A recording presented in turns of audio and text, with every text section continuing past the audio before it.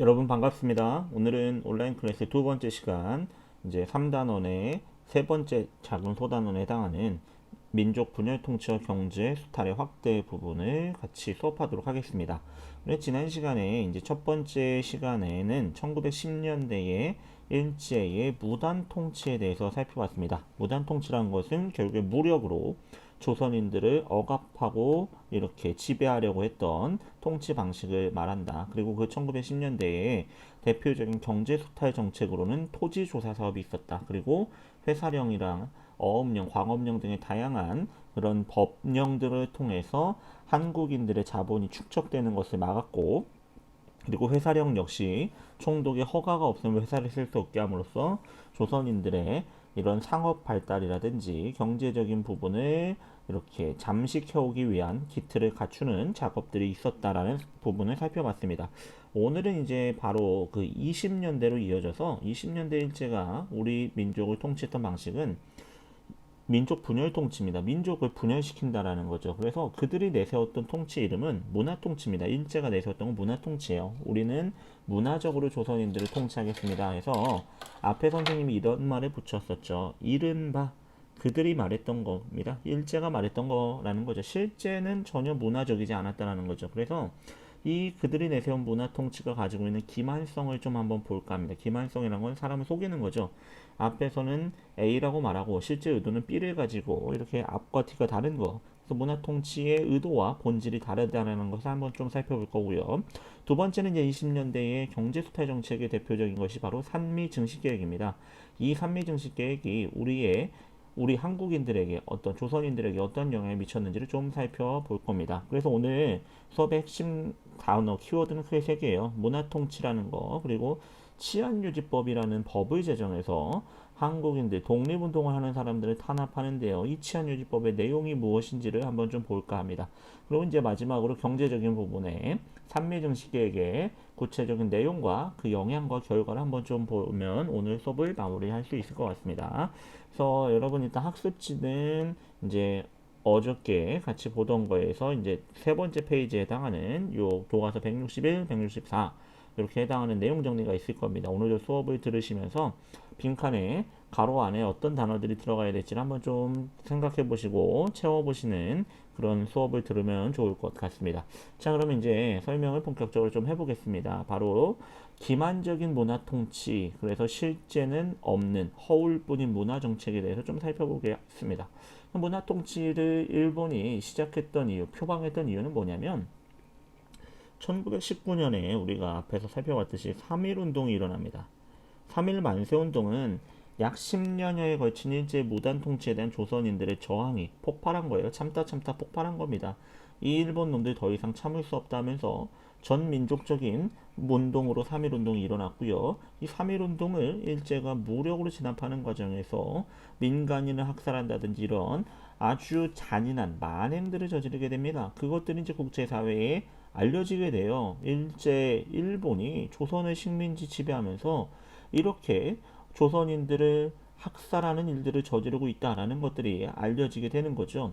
그래서 악화된 이 국제 여론을 바꾸고자, 악화된 국제 여론을 자신들에게 유리하게 바꾸고자 표방했던 통치가 바로 문화 통치라는 거죠. 아, 우리 전혀 그렇지 않다. 무력으로 조선인들을 억압하는 게 아니라 문화적으로 그들에게 대우를 해주는 통치를 한다라는 일종의 선전하기 위한 목적을 가지고 문화 통치를 내세웁니다. 그 주요 내용을 보면 첫 번째, 원래 조선 총독은 육해군 대장들, 군인들이 주로 왔다고 그랬잖아요. 1910년대는 문관 출신, 즉 군인이 아닌 일반 뭐 문관이라 하면 이런 겁니다. 군인과 대비되는 무신 출신과 대비되는 그냥 뭐 말 그대로 옛날 조선시대로 치면 문신이 있고 무신이 있는 것처럼 뭐 이렇게 문신 출신들도 총독이 될 수 있도록 법을 바꿨습니다. 그러나 해방될 때까지요. 실제로 단 한 명도 문관 출신의 총독은 온 적이 없습니다. 20년대는요. 이런 차이가 있어요.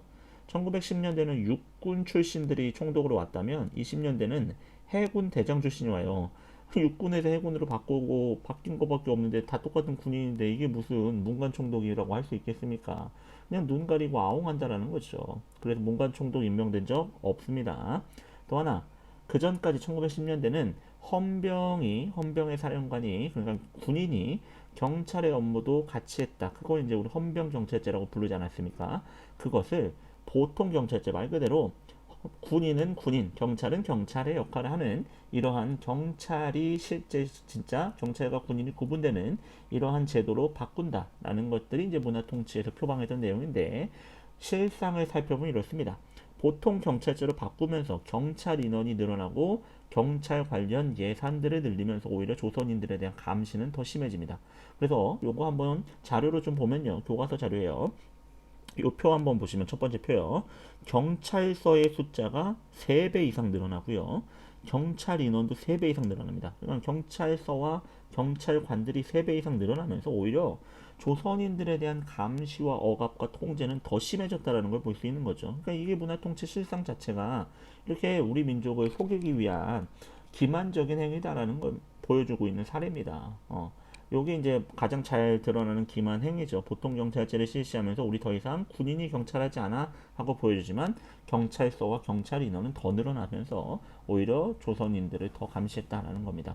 그 다음에 조선인들에게 정치에 참여할 수 있는 참정권을 주겠다. 그리고 또 하나는 지방자치, 지방에서 스스로 자신들의 문제를 해결할 수 있는 것들을 하겠다라고 했지만요. 자치운동을, 지방에서 자치운동을 이렇게 하면서 뭐 하냐면 독립운동을 하던 사람들을 자치권, 여러분 자치란 말이 뭡니까? 스스로 통치한다는 뜻이잖아요. 어떤 사람들이 생겨나냐면 일본으로부터 독립을 하는 게 우리의 궁극적인 목적이 돼야 되지 않습니까? 근데 독립 자체가 지금은 너무나 어렵다라고 일부러 좌절을 시키는 거예요. 그러면서 야 독립은 이거는 안 되면 차선책으로 우리의 조선의 문제를 조선 사람들이 스스로 결정하는 자치권이라도 일본으로부터 얻어내는 게 맞지 않냐라는 생각을 가진 사람들이 늘어나는 겁니다. 독립보다 자치권을 얻어내는 게 조금 더 현실적인 방법 아니야? 이렇게 하면서 타협하는 일제에 타협하고 순응하는 사람들을 만들기 위한 친일파들을 만들기 위한 목적으로 이런 지방자치 실시라든지 참정권을 허용하겠다고 밝혔던 거죠. 그래서 실제 보면 조선의회는 설치된 적이 없어요. 설치되지 않아요. 조선의회, 조선인들이 참여하는 의회를 설립하겠다고 했는데 설립하지 않았고요. 지방에서도 도 단위의 아니면 도 밑에 부, 군, 면 단위의 작은 회의기구들이 설치됐지만 의결권이 없다는 건 뭐냐면 의사결정권이 없다는 거죠. 그냥 자문이에요. 자문. 이렇게 해주십시오. 건의만 하고 일본인들의 통치기구에서는 그거 그냥 무시해도 상관없다라는 거죠. 실제 이 결국 문화통치란 건 아까도 얘기했지만 민족을 분열시키기 위한 거예요. 민족을 분열시키기 위한 건데 이걸 가장 잘 보여주는 게 바로 2대 총독으로 이제 3대 총독으로 부임했던 사이코 마코토라는 이제 20년 문화 통치를 표방했던 이 총독이 밝힌 사료 내용이 하나 있는데요. 그들이 문화 통치라는 것을 어떻게 생각했는지 한번 보자고요. 보세요. 문화 통치의 목적에 대해서 이렇게 나와 있습니다. 문화적 제도 역시는 뭐 쭉 읽어보면요. 조선인들을 위해서 이런 것들을 한다. 일본인과 조선인들을 똑같이 대접하겠다. 내지인이란 건 일본인입니다. 내지 안에 산다는 뜻인데요. 근데 결국에 그들이 내세운 목적은 뭐냐면 이런 거예요. 조선인들 중에서 친일파를 양성한다. 교육을 명목으로 해서 말 잘 듣는 지식인들, 돈 많은 애들을 일본 편에 끌어들이게 하고 각종 친일 단체를 만들어서 후원해서 결국에는 조선인들 중에 친일파를 양성해서 독립운동 세력을 약화시키고 한국인들끼리 서로 싸우게 한다는 거죠. 민족을 분열시키겠다라는 의도가 이 문화 통치 속에는 들어있다라는 겁니다. 그렇기 때문에 이게 기만적이라는 거죠. 속인다라는 얘기예요. 자, 그 다음으로 이제 10년대에 조선인들에게 허용되지 않았던 언론, 출판, 집회, 결사의 자유 등을 부분적으로 허용해주면서 폐간시켰던 조선일보나 동아일보 같은 이제 민족지들을 간행하게 합니다. 물론 이 신문들은 지금도 있어요. 명맥을 유지하고 있죠. 우리나라에서 아직도 가장 큰 신문사 중에 하나인데요. 언론사 중에 하나인데 뭐 지금이야 이 신문들이 뭐 이렇게 뭐 논설이나 이런 색채 같은 것들이 옛날과 많이 다르지만 그래도 일제 강점기 시대에 한 잠깐 동안은 그래도 민족의 목소리를 대변하는 신문 기능을 하기도 했었습니다. 근데 신문을 간행하는데 사전에 검열을 해요. 검열. 그러니까 신문 내용에서 예를 들면 독립운동을 독립운동을 떠올리거나 민족의식을 고취시키는 기사가 실린다. 그리고 일제를 비판한다, 일제의 식민 통치를 비판한다 그러면 이거는 검열을 통해서 기사가 삭제되거나 아니면 발간된 신문들이 압수되거나 정가는 뭐냐면 간행이 정지되는 이러한 것들이 오히려 더 심해졌고요. 식민 지배를 인정하는 범위 안에서만 집회, 결사, 출판의 자유들이 허용되었다라는 거죠. 이건 뭐 부분적인 자유도 아니고요. 사실상은 뭐 있으나 마나한 그러한 자유라는 거죠. 실제적으로는 뭐 완벽한 언론과 출판과 집회와 결사의 자유가 보장되지 않았다라는 걸 또 우리가 한번 살펴볼 필요가 있다라는 거죠.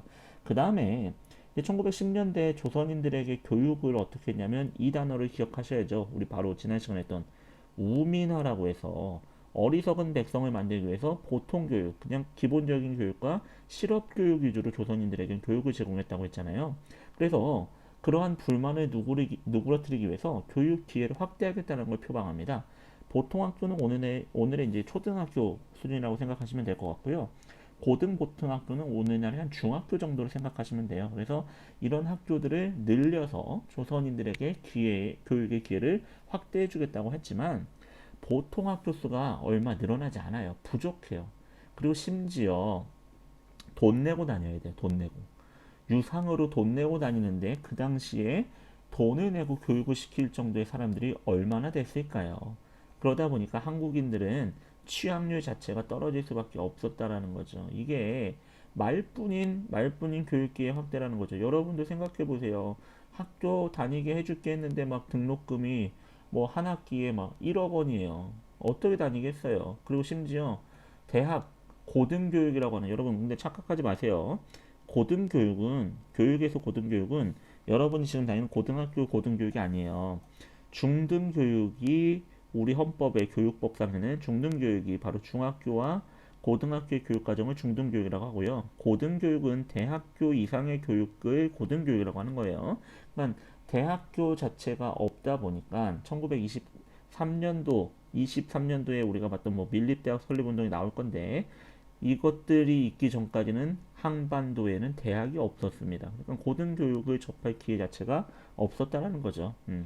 심지어 고등교육을 접하게 된 게 이제 어제 뭐 잠깐 제가 첫 시간에 개강 강의에서 했던 경성제국대학이라는 오늘날의 이제 서울대학교가 되는 학교가 세워진 다음부터인데 거기에도 1%도 안 되는 조선인들이 입학할 정도였으니까 고등교육의 기회 자체가 없었다라는 거죠.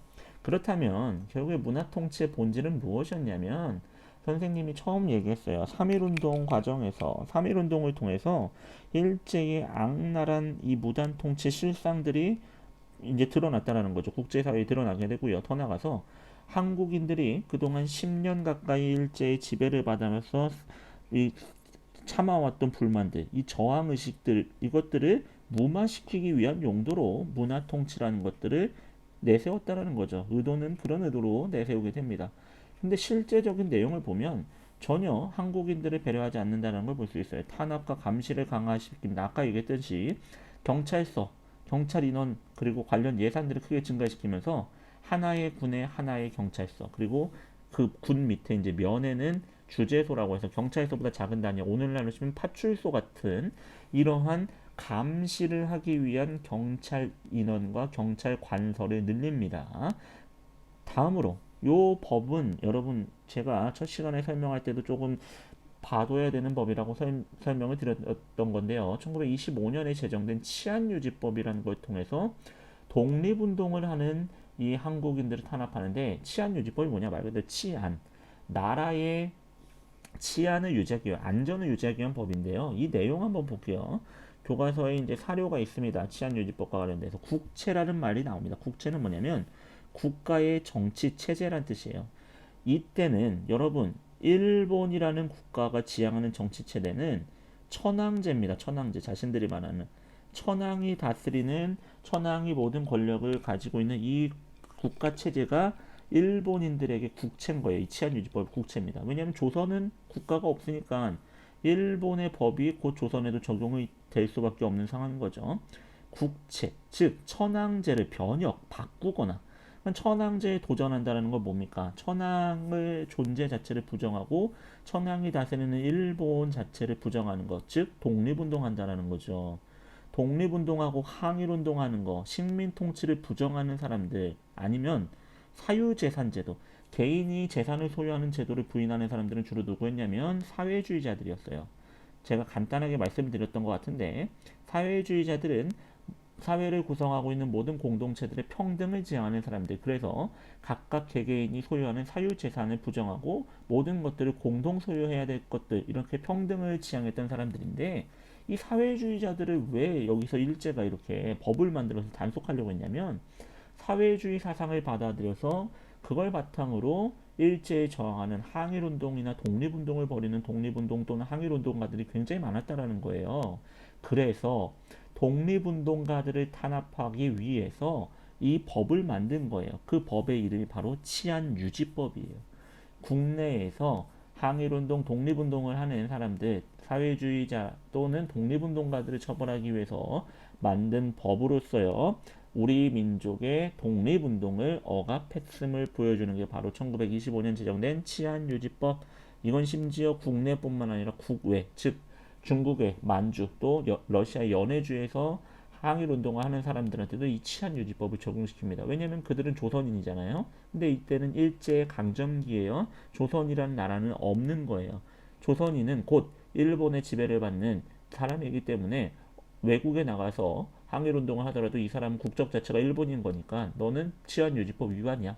치안유지법 위반하면 징역 10년 이하입니다. 뭐 정말 탄압하기 위해서 말도 안 되는 이러한 법들까지 제정했던 일제의 잔혹성을 또 한번 볼 수 있습니다. 자, 그래서 결국에 문화통치의 목적은 무엇이냐면 자신들이 조선에 가했던 가혹한 식민통치를 은폐하고요. 아까 얘기했듯이 우리 한국인들 중에서 친일 세력들을 양성해가지고 땅 많은 사람, 돈 많은 사람, 그리고 지식인들을 자기네 일제에 순응하는 자기네 편으로 만드는 거예요. 그리고 실제 이들 중에서 일제의 앞잡이로 변절하는 사람들이 굉장히 많이 생겨납니다. 이 시기에. 이 문화 통치가 어떻게 보면 성공했던 거예요. 여러분 생각해 보시면 우리가 흔히 이런 말 쓰죠. 펜이란 거, 펜이 칼보다 강하다고 해요. 실제 무력보다도 어찌 보면 사람의 정신을 지배하는 것들이 더 큰 위력을 발휘할 때도 있는 겁니다. 여러분, 독립운동을 한 10년 가까이 해봤어요. 1910년부터 나라를 뺏긴 다음부터 1919년 3.1운동까지 벌였어요. 3.1운동이 시작될 때 막 우리는 곧 독립이 될 것 같았어요. 전국에 있는 모든 한민족이 더 나아가서 해외에 있는 사람들까지도 독립운동에 참여하면서 곧 독립이 올 것 같았는데 현실은 그렇지 않았다는 거죠. 일제의 무력 앞에 3.1운동은 결국에는 독립이라는 결과는 얻어내지 못하고 끝나버렸단 말이죠. 그리고 시간이 지날수록 일본은 점점 힘을 키워가는 것 같고 중국과 러시아 같은 대륙으로의 진출도 꿈꾸는 것 같아요. 일본이 나날이 잘 나가는 것 같아요. 이런 상황에서 독립운동을 해서 내가 힘들게 고생하고 목숨을 이렇게 위험한 상태에 내버려 두는 것보다는 일본의 말을 듣는 친일 세력으로 내가 호의호식하면서 사는 게 낫지 않겠냐. 차라리 아까 얘기했듯이 독립이 아니라 일본으로부터 자치권을 얻어내서 그냥 우리는 일본이란 나라가 영원히 조선을 지배하고 조선은 그 안에서 그냥 일본으로부터 허가받아서 우리의 문제를 스스로 자치할 수 있는 권한 정도만 받는 게 어떠냐. 이런 사람들이 늘어나기 시작했다는 거죠. 똑똑한 사람들, 그 당시 막 조선의 3대 천지라고 불렸던 사람들이 있어요. 이광수라는 사람도 있고요. 런닝맨 아니에요. 그리고 이 3.1운동에 독립선언서를 썼던 당대 조선 최고의 문장가라고 불렸던 최남선, 이런 지식인들이요. 다 변절해서요. 일제의 앞잡이로 나중에 가서는 뭘 하냐면요. 징병 아니면 징용, 위안부로 나서는 것들을 장려하고 일제의 통치를 이렇게 적극적으로 찬양하고 홍보하는 앞잡이들이 됩니다. 많이 배웠던 조선 최고의 천재라고 하는 사람들이요. 이렇게 변절합니다. 자본가들은 뭐 합니까? 일본의 전쟁을 위한 돈을 제공해주고요. 돈을 제공하고요. 뭐 군용기 이런 것들을 바치고 헌납하고 이런 일들이 있었습니다. 그 후손들이 아직까지도 떵떵거리면서 살고 있어요. 여러분. 일제에 헌금했던 사람, 군용기 바쳤던 사람, 그 사람의 후손들이 아직도 정치계 또 재계에 또 우리나라 학계에 아주 떵떵거리면서 사는 사람들 많이 있습니다. 보다 보면 여러분 이 3단원 이후의 내용을 보다 보면 굉장히 마음이 아프고 답답함을 느끼실 겁니다. 고구마 한 몇십 개를 막 먹은 듯한 느낌이 올 겁니다. 어쨌든 이러한 문화 통치를 통해서 결국에는 우리 민족을 분열시키고 그로 인해서 자신들의 식민 지배 체제를 강화하려고 했던 거죠. 한국인들의 힘을 하나로 모으는 것들을 방해하려고 했다는 거죠. 단합 안 되게 만드는 거예요. 이게 문화 통치의 본질이었다는 건 여러분 꼭 잊지 마시기 바랍니다. 잊지 마시기 바래요. 자, 그래서 아까 보여드렸던 그 자료 2번 있잖아요. 사료 교과서에 그 당시 총독 사이토 마코토라는 인물이 밝혔던 조선인들을 어떻게 다룰 것인지 문화 통치의 실상이 여기에 이제 잘 드러나 있다라는 겁니다. 요 마인드맵 한번 좀 보면서 실제 일본이 내세웠던 문화 통치의 표면적으로 홍보했던 내용과 실제 내용이 뭔지를 꼭 비교하는 거. 요거는 한 번쯤 바로 요 표와도 관련되는 거에 앞에 보여드리는 거. 요거 내용은 반드시 좀 알아두실 필요가 있다라는 겁니다. 자, 그 다음에 이제 경제적인 부분으로 갈게요. 경제적인 부분은 1920년대부터 30년대 중반까지 시행됐던 게 바로 뭐냐면 산미 증식 계획이고요. 요거 나오면 20년대부터 시작됐던 경제 수탈이다 라고 여러분 좀 기억하셔야 됩니다.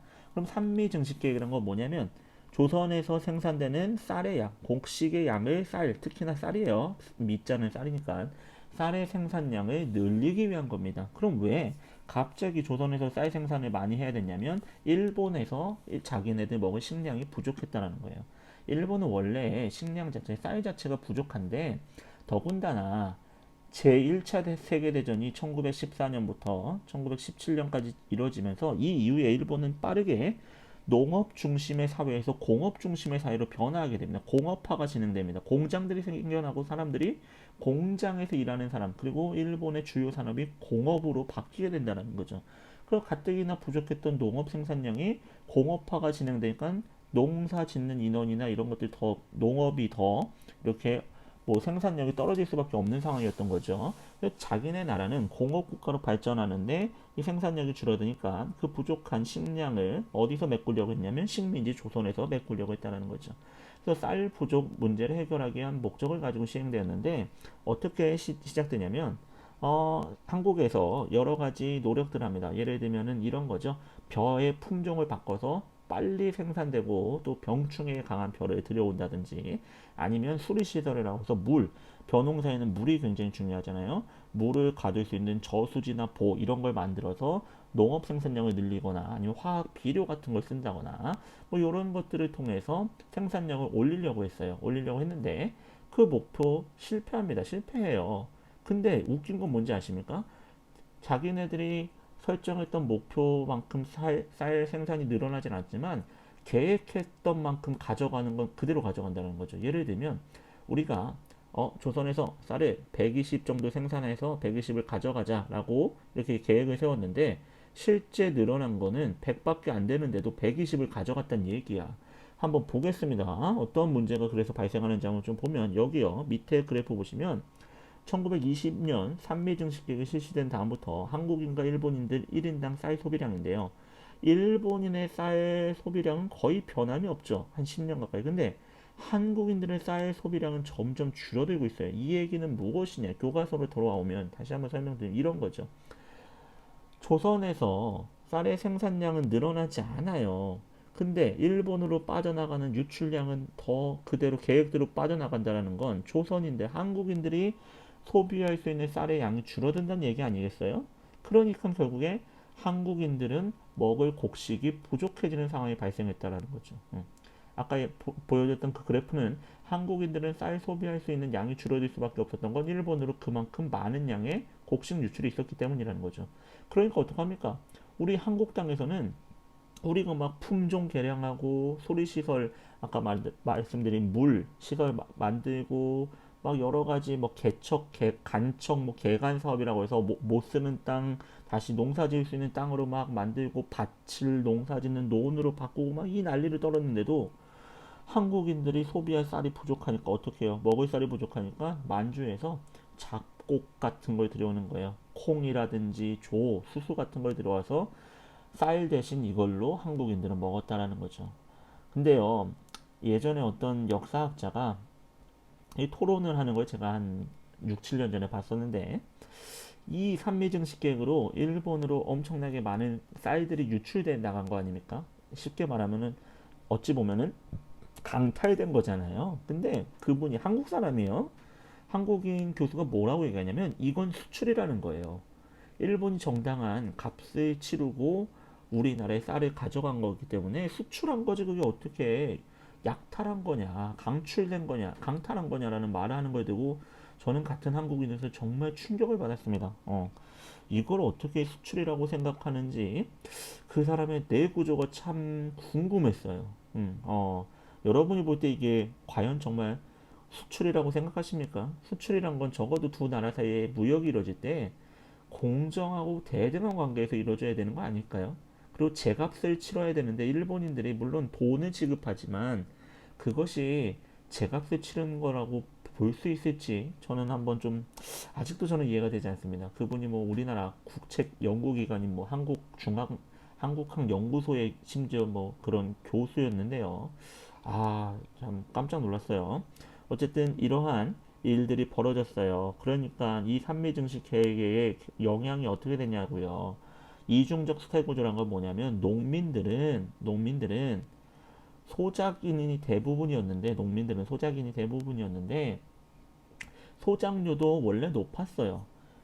높은 소작료 지주에게 땅 빌려서 주는 대금은 지세라고 그랬죠. 지대 또는 지세라고 하는데 지세 내야 되죠. 또 세금도 내야 되죠. 나라에다가 거기에다가 증산 비용이란 건 뭐냐면 쌀의 생산을 늘린다고 해서 막 비료를 사게 하고요. 더 나가서 아까 말했던 수리 시설 만든다고 물 만들고 저수지 만들어서 그거 관리하는 조합비 내라고 그러죠. 너희들 토지 또 이렇게 개간하면서 뭐 밭을 갈아엎고 이런 거 그 비용들을 다 농민한테 떠넘긴 거예요. 지네들이 쌀 필요해서 생산 늘리겠다고 해놓고 부담은 농민들에게 가중시켰다라는 거죠. 그래서 이걸 보여주는 풍자 그림이 바로 이거예요.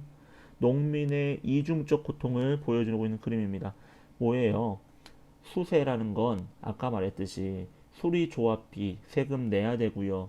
그리고 자기가 수확한 거는 또 세금으로 또 뜯기고요. 높은 소작료를 뜯기고 각종 쌀 생산을 늘리는데 필요한 수리조합 만든 거 아니면 품종 개량비, 비료비 이런 거 다 농민들에게 부담하니까 버텨낼 수가 없는 거죠. 농민들 다 몰락해버리고요. 그나마 자기 땅을 가지고 농사 짓던 사람들을 우린 자영농이라고 합니다. 자영농들도 몰락해버릴 수밖에 없고요. 자기 땅 팔고 어떻게 됩니까? 다른 사람 지주 밑에 들어가서 소작농이 되는 사람들이 늘어나게 되는 거예요. 아니면 이것도 힘들어서 어떻게 합니까? 어제 1910년대 봤던 화전민 산속에 들어가서 나무나 풀 불 지른 다음에 거기서 밭 만들어서 농사 짓는 사람들 아니면 도시에 가서 빈민 가난한 도시 빈민으로 뭐 그냥 일거리를 하루하루 구해서 겨우겨우 먹고 사는 거 아니면 그것도 어렵다고 생각한 사람들은 아예 만주나 연해주 또 미주 지역으로 이주가 늘어나게 되는 거죠. 결국에 산미증식 계획으로 이득을 본 건 누구야? 일본인들밖에 없고 그 피해를 봤던 거는 고스란히 조선의 농민들이었다는 겁니다. 그리고 이때 이득을 봤던 사람들이 있어요. 바로 토지회사, 땅 장사하는 애들, 그리고 지주들 중에서도 이렇게 몰락한 농민들이 팔고 가는, 뭐 헐값에 파는 땅들이 있을 거 아닙니까? 그 땅을 사들여가지고 자신들의 농장을 크기를 늘리면서 이득을 보는 사람들도 있었다라는 거죠. 그러니까 이 토지회사, 아니면 이 대지주의 대부분이 다 일본인들이었다라는 건 우리가 짐작해 볼 수 있겠죠, 그렇죠? 일본인들은 이런 걸 통해서 조선인 농민들을 또 수탈했다라는 걸 볼 수 있습니다. 그 다음에 이제 경제 부분에서 이제 상업과 관련된 부분을 좀 볼까 합니다. 이제 농업과 관련된 부분이 산미증식이었다면 상업과 관련된 부분은 바로 이제 1920년대 회사령이 없어졌다라는 거 중요한 부분이에요. 회사령은 1910년대 여러분 허가제라고 그랬잖아요. 회사를 세우려면 조선 총독의 허가를 받아야만 했다고요. 근데 일본의 자본들이 이제 어느 정도 자기네 일본 안에서 공업화가 이루어지니까 어떤 걸 하고 싶었냐면 이런 거예요.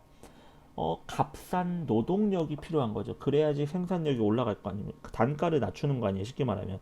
근데 일본보다는 조선의 노동력이 훨씬 더 저렴하게 이용할 수 있겠죠. 그리고 자원도 조선에서 구하는 것들이 훨씬 단가가 싸게 먹히는 거예요. 그러니까 어떻게 합니까? 이 일본의 기업들이 조선으로 진출하고자 하는 욕구들이 늘어납니다. 일본 회사들이 조선에 와서 회사를 세우려면 원래는 허가를 받아야만 합니다. 허가를 받고 아주 뭐 복잡한 과정을 거쳐야만 하니까 그게 너무나 부담이 됐으니까 아예 총독부는 회사령을 폐지해버리고요. 신고만 하면 누구나 회사를 설립할 수 있게 바꿔줍니다. 자기네 이 일본 자본들이 들어오기 위해서 제도를 편하게 바꾼다라는 걸 또 볼 수 있는 거죠. 그래서 회사령이 폐지되는 게 1920년입니다. 20년.